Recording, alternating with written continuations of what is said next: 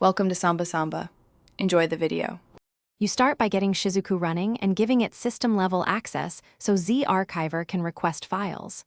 First, install both apps and connect via ADB or confirm root.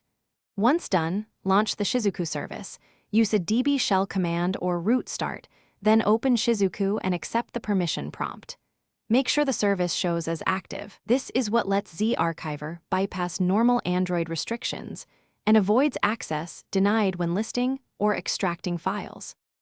Next, tell Zarchiver to use Shizuku for elevated file operations so it won't hit access denied. Open Zarchiver settings and enable the Shizuku or root integration option. This binds Zarchiver to the active Shizuku service. Then trigger a protected folder browse. When Zarchiver asks, confirm the elevated access. If you see an error, restart both apps and repeat. This step changes the process owner for file I/O and explains why permissions problems stop occurring once properly granted.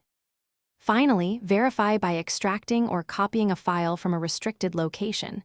You should now succeed without access denied.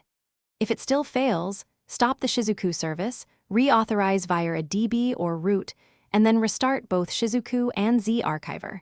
Make sure Android storage scopes aren't blocking access. Once done, perform one more test. Key troubleshooting tip. Check Shizuku logs for permission denials and rerun a DB authorization if the device lost trust, because a dropped ADB session commonly causes access failures. Thanks for watching. Consider subscribing if we helped you.